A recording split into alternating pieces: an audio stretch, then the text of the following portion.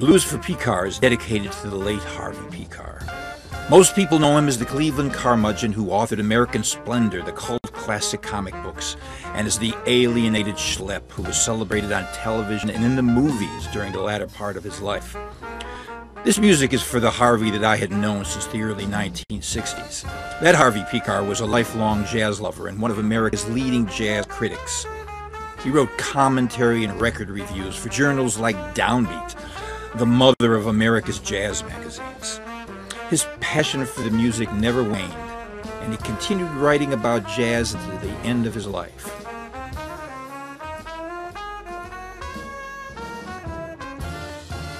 As you might have guessed, Harvey was a tough, serious critic who really listened. So when he came out with a statement you see printed here, it meant something to me. The music you will hear on this session is for Harvey and for a particular viewpoint on the music that was brought to life for me back in the day when I began walking with jazz on the streets of Cleveland.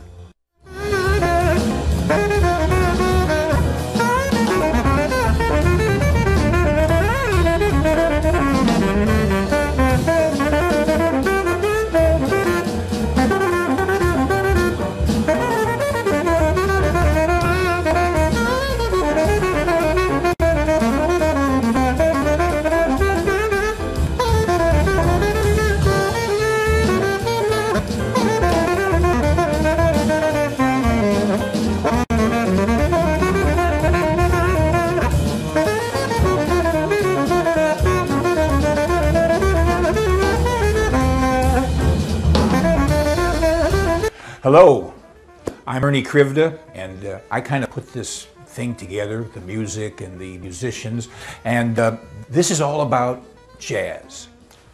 Now, I know these days we're talking about jazz being a big tent, so like, what do you mean? Back when I was a young guy kind of coming up in the business back in the late 1950s and the early 60s, if you were around the Midwest of those days, jazz meant something that had a close affinity to the blues, something that had the lyrical passion of the American song, and something that was swinging.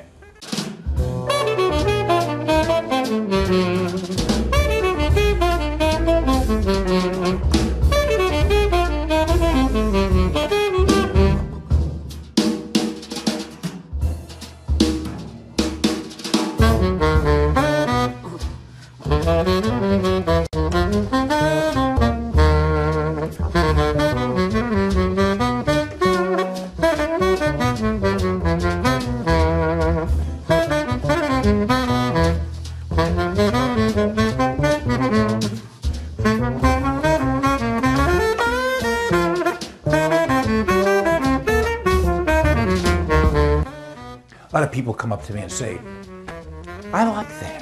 Whatever happened to that? And I say, nothing ever happened to that. It's still here. There are still people who do it, and still people that are very passionate about expressing themselves in that way. And I think I've collected some of the great practitioners of the day that are doing this.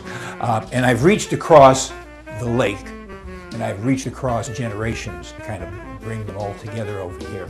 You know, you can go to a grocery store and you can get an apple pie out of the freezer, but when grandma makes you an apple pie, it's just something different. It just gives you a certain type of satisfaction that a frozen pie from a store cannot get. That's what you get with these kind of musicians. You get the real thing.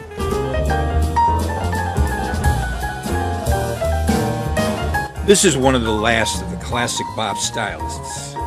You can hear many influences in his music, but it all comes out Claude Black.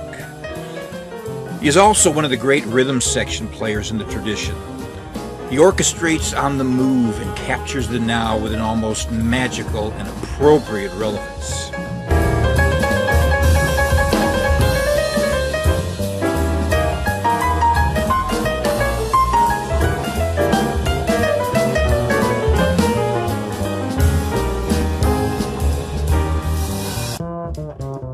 Marion has become so integral to the Detroit jazz scene and so involved with its tradition and legacy that I see her as the matriarch of the scene. One of the qualities that Marion brings to the music, and I think it's so important, is that she's looking for it to feel good from the get-go. She wants to be grooving, and what she plays comes from that priority. Well, you know, she plays great solos, but with her it's first things first. And she knows how to work to get the band swinging.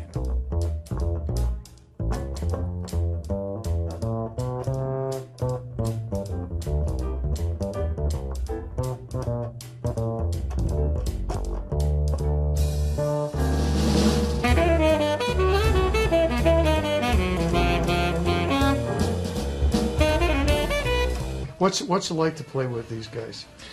It's like a journey, you know. Okay. It's like, you know, you kind of know, you know, you're in your car, Yeah. but you don't know exactly where you're going. Uh-huh. You know, kind of you have an idea, Right. but you know, there's always a surprise around the corner. Yeah. Ronell's joy in the act of playing is infectious. He once told me, "I just wish sometimes the tune could go on forever." And this is how I feel about making the moment last. He and I share, I guess you can call it a childlike connection to the fun of collective expression.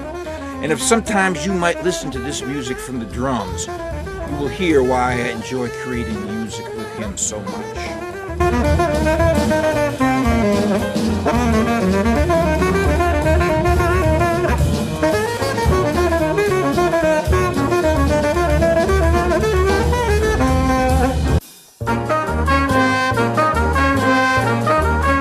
Michael is a young man who has enjoyed great success in the music business. As a producer who has won multiple Grammys. He's an astute engineer with great experience working in a great studio that he put together. He has great respect for music and a deep feeling for the people that play it. That he also has a feeling for Cleveland and things Cleveland is just the icing on the cake. And I am pleased and fortunate to be able to work with him on this project. If you've got the right room and the right players, this kind of music almost mixes itself, and it's more a matter of, you know, just, you know, capturing what's going on in the room, as opposed to, you know, trying to turn, you know, something into something it's not. When I first met Ernie, I was actually as my colleague at Tri-C when I taught. Right. I taught in the Jazz Studies department, and both of the wonderful younger men that we had with us today were students of ours at Tri-C. Yeah. So it was really very special to have both of them on. Yep, Sean and Dom.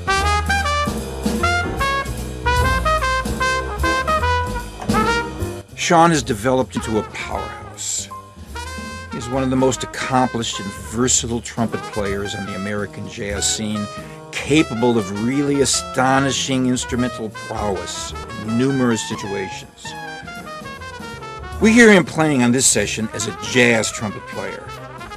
This was his first love and still the expression closest to his heart. Like some other great players, Dizzy Gillespie, Freddie Hubbard, and Wynton Marsalis come to mind. He brings to the music a high level of instrumental imagination, where he creates from his technical wherewithal exhilarating effects and dramatic climaxes in his solos.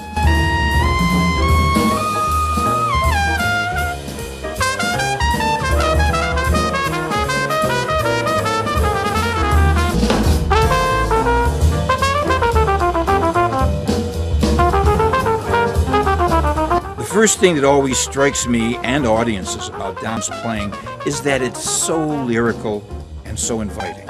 You become interested in the musical story he tells when he plays because of the beauty of his presentation. Then you notice that he is so young to have such a mature approach. He is 27 now, but he could always phrase with great beauty.